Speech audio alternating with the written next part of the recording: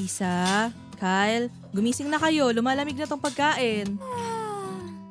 Gising na, Ma. Gising na po. Ma, ano ulam? Sardinas lang muna, anak. Ito na naman. Kung ayaw mo, wag ka kumain. Joke lang, May. Kumakain naman ako ng sardinas.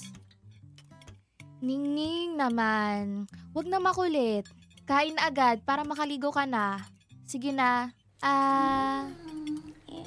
Naku ate, masosyal pa yung pagkain ni Ningning kaysa sa atin Siyempre, siya ang boss dito sa bahay. Lahat kayo napapasunod ng batang yan eh. Oh, siya, tama na yan. Ningning, anak, maligo na. Baka malate ka pa sa school. Ate, malilate ka ba ulit ng uwi mamaya? Oo, may klase ako umaga hanggang hapon tapos may shift pa ako mamayang gabi.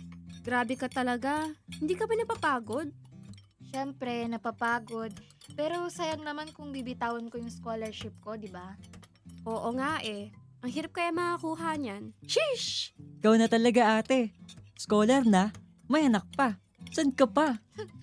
Sus, binubuwala mo na naman ako.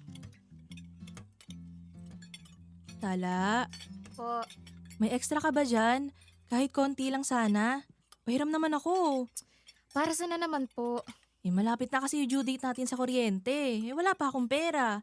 Kailangan na natin magbayad bago pa tayo maputulan. Nay, pasensya na. Wala ho eh. Saka kapos din ako. Bibili pa ng gatas si Ningning. Pamasahe ko pa mamaya. At saka may bayarin pa ako sa school. Konti lang naman hinihingi ko, anak. Sige no, para sa bahay. Wala talaga, Nay. Wala na naman. Ikaw ang panganay dito, di ba? Dapat tumutulong ka sa gastusin sa bahay. Oh, tumutulong naman ako Ikaw hindi ka lang sana nagpabuntis ng maaga. Nay, tama na! Lagi na lang yan ang sinasabi mo. Totoo naman Pinag-aaral ka noon tapos anong ginawa mo? Nagpabuntis ka. Kaya nagkandaleche-leche na tong buhay mo. Talaga? Ako pa rin may kasalanan sa lahat? Ayan! Ayan ang dahilan kaya ka iniwan ni tatay. Kasi ganyan ka. Puro ka reklamo. Bakit? Iniwan ka rin naman ang nakabuntis sa'yo, di ba? Asan yung magaling na tatay ng anak mo? Ipakita mo! Nay, kung alam mo lang. Alam mo lang. Kung alam nyo lang. Ate, dalawang pregnancy test po. Ma'am, that will be 120 pesos po. I received 150 pesos. Salamat po.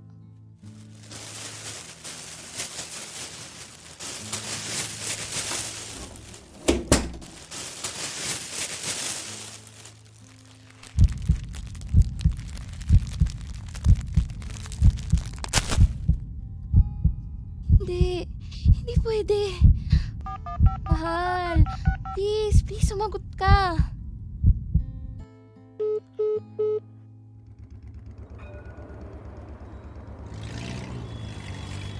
Mahal, yan dito.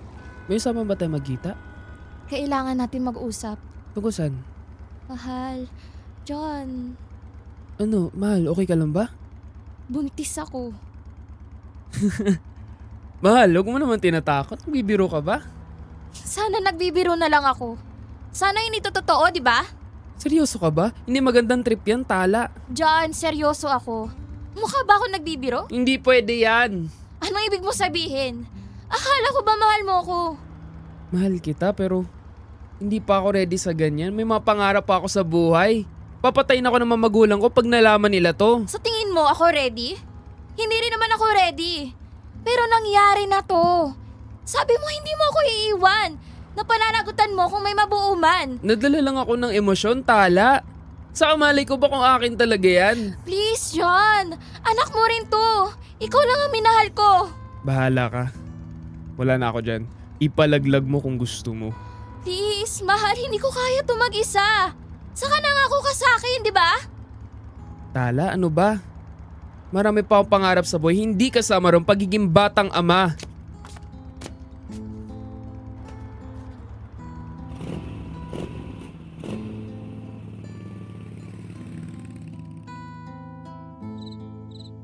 Tala, matulog ka na. May pasok ka pa bukas. Tala? Anak? Tala? Tala, ano yan? May nakain ka bang hindi maganda? Bakit ka nagsusuka? Ma, I'm sorry, Ma. Tala, buntis ka ba? Ano? Sumagot ka, buntis ka ba? Tala naman, ano ba yan? Paano ang pag-aaral mo? Ang mga pangarap mo? Nay, makinig ka muna. Sinong ama niyan, ha? Ano? Bakit hindi ka makasagot? Iharap mo sa akin yung lalaki na yun. Tala naman. Hindi ka pa nakakapagtapos, oh. Paano ka papasok nan? Uy, si Tala oh. Siya yung scholar sa klase natin, di ba? Oo, tas nabuntis. Sayang. Class, quiet please. Tala, pwede ba kitang makausap pagkatapos ng klase? Opo, ma'am. Ma'am, gusto niya raw po ako makausap. Ah, oo, Tala. Alam ko ang sitwasyon mo. Alam kong mahirap ang pinagdaraanan mo. Pero napapansin ko bumababa na ang mga grades mo. Ah, ganun po ba, ma'am? Pasensya na po. Nagiging busy lang din po kasi sa trabaho eh. Naiintindihan ko, Tala. Pero scholar ka pa rin ng school. Kailangan mong mapanatili ang grades mo. Nagwe-worry din ang mga sponsor sa image na meron ka sa school. Ayaw nilang ma-encourage ang iba sa teenage pregnancy. Sorry po, ma'am. Gagawin ko po ang lahat. Hindi ko po pwedeng bitawan ang scholarship ko. Tala, punasan mo nga tong mesa. Sige po, sandali lang ho. Yes, pingin po ng tubig. Ay, sige po, wait lang ha. Tala, may klase ka pa ba bukas? Opo, meron po, sir eh. Kakagaling mo lang ba sa school? Opo, Diyos ko, buntis ka na nga, scholar ka pa. kailangan po eh. Unti na lang. Anong oras na ba? Saan ba ako bukas?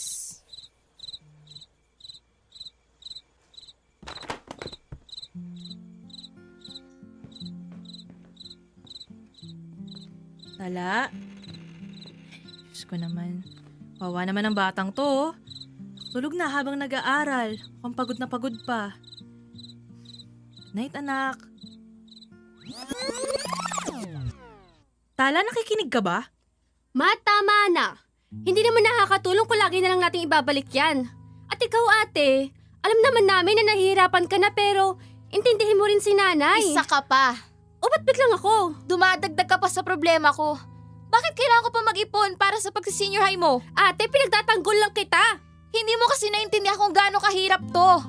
Ang tagal kong nag-ipon para sa pagtustos ko sa anak ko para lang makaraos kami. Oy, bakit?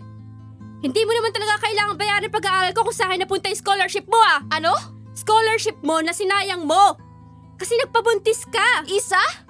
Anong pinagsasasabi mo?